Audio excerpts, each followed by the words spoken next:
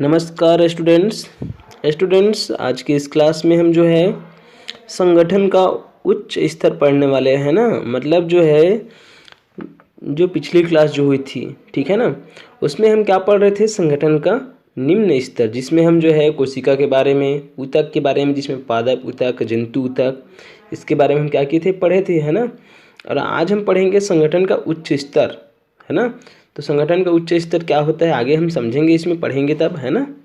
तो चलिए हम पढ़ना शुरू करते हैं। ओके, तो देखिए, है ना।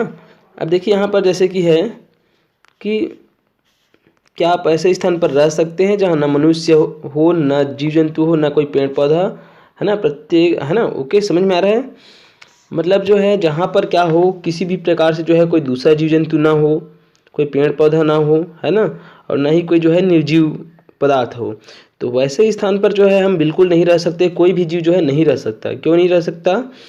क्योंकि प्रत्येक सजीव जो है, मतलब जितने भी जो जीव है वो जो है अपने पर्यावरण में, है ना, अपने पर्यावरण में जो है अन्य जीवों से, और इसके अलावा जो है अन्य जो निर्जीव पदार्थ जो हैं, जैसे कि मृदा है, वायु है, जल है, प्रकाश है, इन सब पर जो है किसी प्रकार से क्या होते हैं, निर्भर रहते हैं। समझ में आ रहा है ना।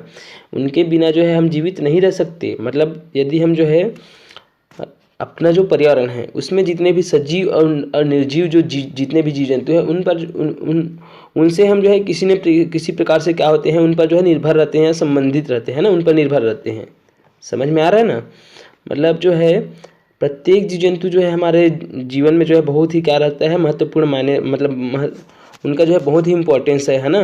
मतलब वो जो है महत्वपूर्ण है हमारे जीवन के लिए, चाहे वो प्रत्यक्ष रूप से हो या फिर जो है अप्रत्यक्ष रूप से हो। समझ में आ रहा है। तो हम जो है अकेले नहीं रह सकते, ये क्या है, असंभव है। जैसे कि आप देखिए, यदि जो है पृथ्वी से जो है जितना भी जो पेड़ पौधे हैं, है ना, जितने भी जो पेड़ पौधे हैं वो क्या हो जाएं, पेड़ पौधे जो है समाप्त हो जाए। तो यदि पेड़ पौधे पृथ्वी से समाप्त हो जाएंगे या हमारे वातावरण में नहीं होंगे तो क्या हमको जो है ऑक्सीजन मिल पाएगा? क्या मिलेगा ऑक्सीजन?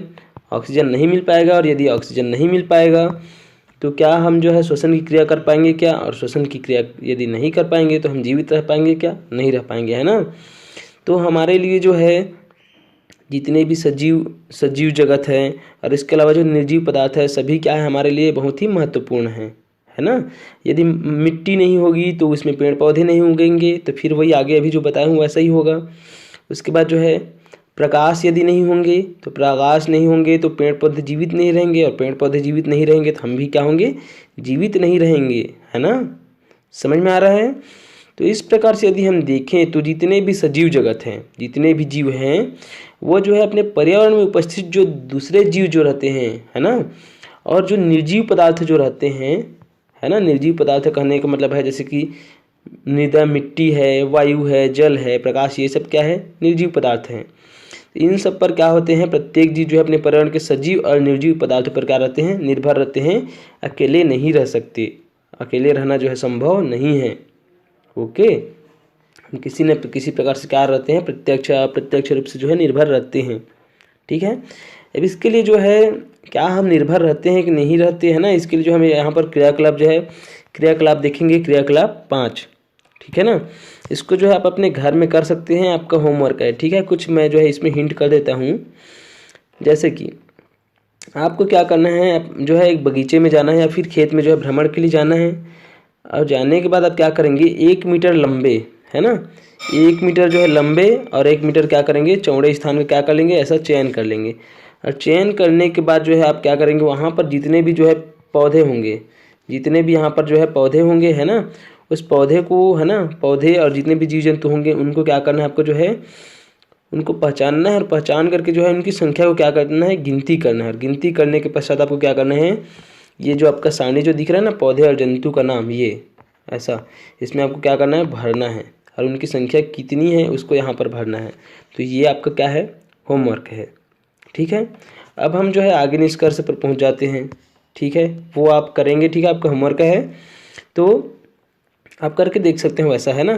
तो जब हम क्या करेंगे, हम यदि क्या करते हैं अपने आसपास जो है ऐसा अगर करते हैं, है ना, देखते हैं इस क्रियाकलाप के माध्यम से, जो क्रियाकलाप जो ऊपर में दिया हुआ है ना, तो इसमें हम देखेंगे तो क्या होगा कि जो जितने भी जो पौधे हैं, है ना, जब हम अपने आसपास में देखेंगे तो पौधे और छोटे छोटे जो जंतु जो होते हैं ना, उनके हमको जो है अनेक छोटे छोटे क्या होते हैं, समूह दिखाई देते हैं। ओके, समझ में आ रहा है ना। मतलब जो है अगर हम अपने आसपास में देखेंगे ध्यान से तो हमको जो है पौधों के हैं और जितने भी जंतु हैं, है ना, उनके हमको जो है छोटे छोटे जो है बहुत सारे हमको क्या दिखाई देते हैं, समूह दिखाई देते हैं। ठीक है, और ये समूह जो होता है उनमें जो है जितने भी जो पौधे हैं या फिर जो जंतु जो है उनका एक जो है विशेष किस्म या फिर जाति होता है ना, मतलब विशेष किस्म या जाति के होते हैं जितने भी जंतु जो है। आप देखते हैं अलग अलग जाति का जो है जंतु होता है, जैसे कि आप देखते हैं कुत्ता है, बिल्ली है, तो उनकी भी तो अपनी जाति है ना, समझ में आ रहा है ना। तो इस प्रकार से फिर छोटे छोटे आप कीड़े को देखेंगे तो इस प्रकार से जो है आपको जो है बहुत सारे जो है जीव क्या होंगे आपको दिखाई देंगे, जिनकी जो है एक विशेष किस्म की क्या होगी, जाति होगी। समझ में आ रहा है ना।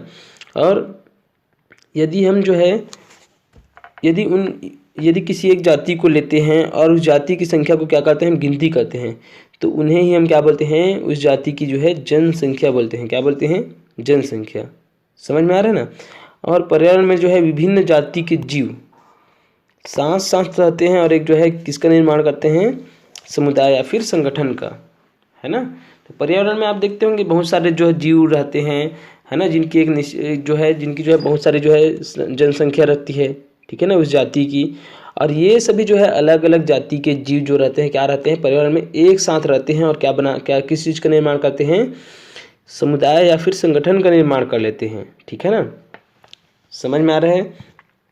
देखिए आप जो है यदि हम ही लोग देखे, है ना, हम जो है कहाँ जिस मोहल्ले में रहते हैं तो हमारे मोहल्ले में देखना क्या होता है, हम जो है आप देखेंगे मोहल्ले में जो है जैसे जातिगत यदि देखते हैं तो अलग अलग जाति, है ना, अलग अलग जाति के लोग रहते हैं, या फिर जो है हो सकती है जो है जाति जो है अलग अलग हो, धर्म भी अलग अलग हो। ठीक है, अलग जाति अलग धर्म, ठीक है, अलग भाषा, ठीक है, भाषा के अलावा जो है अलग जो है कार्य भी जो है अलग अलग रहता है, कोई और कुछ कर रहा है, कोई और कुछ कर रहा है।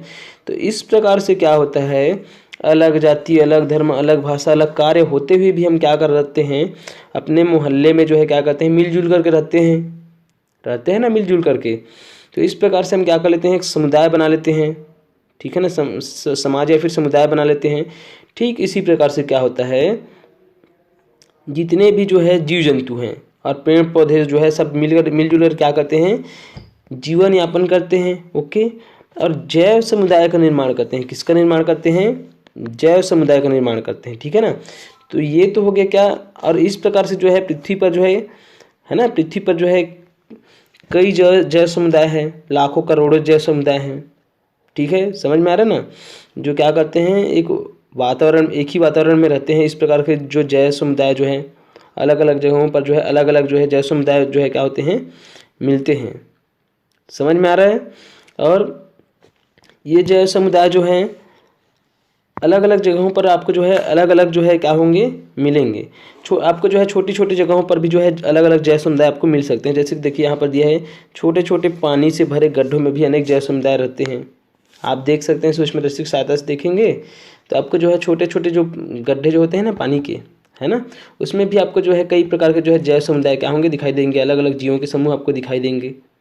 ठीक है, ओके। तो देखिए इसी प्रकार से जो है समुद्र में है, पहाड़ों में है, मरुस्थल में और जंगल में जो भी है, ये यहाँ पर क्या होते हैं, हमको कई जो है जैव समुदाय जो है क्या होते हैं, दिखाई देते हैं। समझ में आ रहा है ना। और ये सभी जो जैव समुदाय जो होते हैं, ठीक है ना, पर्यावरण के निर्जीव घटकों के साथ मिलकर किसका निर्माण करते हैं, छोटे पारिस्थितिक तंत्र का निर्माण करते हैं। क्या बनाते हैं, पारिस्थितिक तंत्र। पारिस्थितिक तंत्र कहने का मतलब क्या है कि कोई भी जीव जो है क्या होता है, एक निश्चित पर्यावरण में क्या होता है, जन्म लेता है और वहीं पर जो है उनके जीवन का जो है संपूर्ण जो क्रियाएँ जो होती है ना, वहीं पर जो है पोषण करते हैं, प्रजनन करते हैं, श्वसन करते हैं। मतलब जो है वहीं पर जो है वो क्या करते हैं, उनका जो है पूरा जो है जीवन की क्रिया जो है चलती है। और उसके बाद जो अंत में क्या हो जाते हैं, वो जो है वहीं पर जो है वो जो है समाप्त हो जाते हैं। ठीक है ना। तो इस प्रकार से जो तंत्र बनता है उन्हीं को हम क्या बोलते हैं, पारिस्थितिक तंत्र। मतलब कोई भी जीव जंतु क्या करते हैं, यहाँ पर जो है जन्म लेते हैं और अपना जो है जीवन क्या करते हैं, यापन करते हैं, जीवित रहते हैं और अंत में क्या हो जाते हैं, मर जाते हैं। इसको हम क्या बोलते हैं, पारिस्थितिक तंत्र। ठीक है ना, समझ में आया? ठीक है, अब आगे हम समझते हैं पारिस्थितिक तंत्र। हो गया, यहाँ तक समझ गए होंगे, है ना? तो देखिए, पानी युक्त छोटे गड्ढे का एक छोटा पारिस्थितिक तंत्र हो सकता है और समुद्र का बड़ा पारिस्थितिक तंत्र भी पृथ्वी पर हो सकता है। ठीक है ना? तो कहने का मतलब ये है कि छोटा सा छोटा क्या हो सकता है, छोटे छोटे जो है पारिस्थितिक तंत्र भी पारिस्थितिक तंत्र हो सकते हैं और बड़े से बड़े पारिस्थितिक तंत्र भी हो सकते हैं। जैसे कि एक छोटे से गड्ढे में देखेंगे तो आपको जो है थोड़ा बहुत जो है जीव क्या होगा, छोटे से जो गड्ढे में जो है क्या होगा, दिखाई देगा, जहाँ पर पानी भरा रहेगा। लेकिन वहीं पर यदि हम समुद्र या फिर महासागर में जाएं तो वहाँ पर जो है बड़ा क्षेत्रफल है, यहाँ पर जो है बहुत सारे जीव होंगे और एक बड़ा पारिस्थितिक तंत्र हमको क्या होंगे, दिखाई देंगे। ठीक है ना, समझ में आ रहा है? और ये जो पारिस्थितिक तंत्र होते हैं, पारिस्थितिक तंत्र मिल करके जो है क्या बनाते हैं, जीव मंडल बनाते हैं। क्या बनाते हैं, जीव मंडल। मतलब बहुत सारे पारिस्थितिक तंत्र आपस में मिलते हैं और आपस में मिल कर क्या बनाते हैं, जीव मंडल का क्या करते हैं, निर्माण करते हैं। समझ में आ रहा है? जीव मंडल जो है, ठीक है ना, जीव मंडल में जो है कौन कौन शामिल होते हैं, तो जीव मंडल में जो है पृथ्वी के संपूर्ण जल मंडल, मतलब जितना भी, जैसे आपका जो है समुद्र है, महासागर है ना, जितने भी मतलब जिसमें जल पाया जाता है ना, तो संपूर्ण जल मंडल है, स्थल मंडल है, ओके, और वायुमंडल है। ये सभी जो है क्या होते हैं, ये सभी जो है इनमें जितने भी जो है रहने वाले जो सजीव और निर्जीव घटक जो होते हैं वो सब क्या होते हैं, जीव मंडल में जो है सम्मिलित होते हैं। समझ में आया? ओके, यहाँ पर देखिए आपको जो है संगठन का जो है उच्चतम स्तर जो है आपको जो है दिखाया गया है। देखिए चित्र के माध्यम से यहाँ पर समझिए। ये सबसे पहले हम समझते हैं, यहाँ पर देखिए, है ना, यहाँ पर देखिए जो है जीव जगत का जो है सबसे जो है निम्न स्तर कौन सा होता है, कोशिका होती है। कौन सी होती है, कोशिका, है ना। कोशिका जो है जीव जगत की जो है सबसे निम्न स्तर है, मतलब जो है सबसे छोटी इकाई है। कौन, कोशिका। और कोशिका से मिल करके ही क्या बनता है, मैं बताया हूँ ना कि कोशिकाओं जो है, कोशिका का एक क्या बनता है, समूह बनता है, जिनकी रचनाएं है ना, जिनकी रचनाएं और कार्य का क्या होते हैं, एक समान होते हैं। तो कोशिकाओं के जो है, कोशिकाओं की जो है जिन ऐसी कोशिकाओं का ऐसा समूह जिनकी रचनाएं और कार्य क्या होते हैं, एक समान होते हैं, उनको हम क्या बोलते हैं, ऊतक। ठीक है ना। तो कोशिका जो है उनसे मिलकर के ऊतक का निर्माण होता है। फिर ऊतक से मिलकर क्या बनता है, अंग बनता है। क्या बनता है, अंग बनता है। और अंग से मिलकर के फिर क्या बनता है, अंग तंत्र बनता है। और अंग तंत्र से मिलकर क्या बनता है, फिर जीव का क्या होता है, निर्माण होता है। और बहुत सारे जीव आपस में मिलकर क्या बनाते हैं, उनका जनसंख्या बनता है ना। ठीक है, जीव की जो है अलग अलग जाति क्या होती है, जाति जो है उनका जो समूह जो होता है वो जो है जितनी उनकी संख्या रहती है वह क्या कहलाता है, उस जीव का जो है जनसंख्या कहलाता है। और अलग अलग जीवों के जो है जनसंख्या मिलकर क्या बनाते हैं, जैव समुदाय का निर्माण करते हैं। जैसे कि जो है मनुष्य का जनसंख्या जो है, पेड़ पौधों की जनसंख्या है, बकरी या फिर और अन्य कुछ जीव के समुदाय हैं, उनके जो है समुदाय मिलकर सब क्या मिलकर के जनसंख्या मिलकर क्या बनाते हैं, जैव समुदाय। और जैव समुदाय जो है आपस में मिलकर के जो है सजीव और निर्जीव घटकों से मिलकर के जो है जैव समुदाय क्या बनाते हैं, पारिस्थितिक तंत्र का निर्माण करते हैं, सजीव और निर्जीव घटक जो है ना। ओके, और उसके बाद जो पारिस्थितिक तंत्र से फिर क्या होता है, कई पारिस्थितिक तंत्र मिलकर फिर क्या होता है, जीव मंडल का क्या करते हैं, निर्माण करते हैं, जिसमें सभी जीव आते हैं, जिसमें जो है जिसमें सजीव जगत और निर्जीव जगत सभी जो है क्या होते हैं, शामिल होते हैं।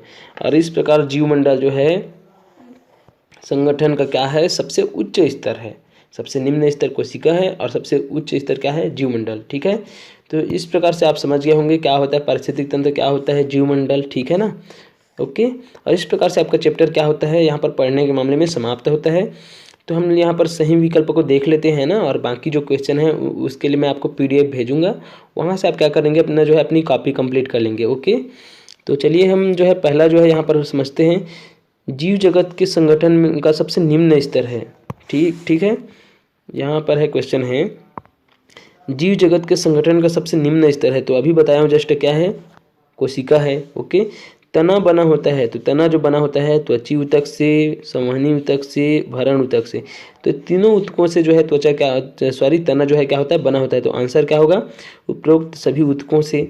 उसके बाद है हमारे शरीर, अगला क्वेश्चन है हमारे शरीर की जो है त्वचा बनी होती है। तो हमारे शरीर की त्वचा किससे बनी होती है, एपिथेलियल ऊतक से बनी होती है ना। मेढक वाला उदाहरण बताया था, पानी में डुबाने वाला, तो उसका जो है उसकी जो झिल्ली जो है ऊपर में तैरने लगती है, तो वही क्या था, एपिथेलियल ऊतक। मतलब हमारे शरीर की त्वचा जो बनी होती है किससे बनी होती है, एपिथेलियल ऊतक से। ओके। इसके बाद अगला क्वेश्चन है ऊतक की कोशिकाएं क्या होती है।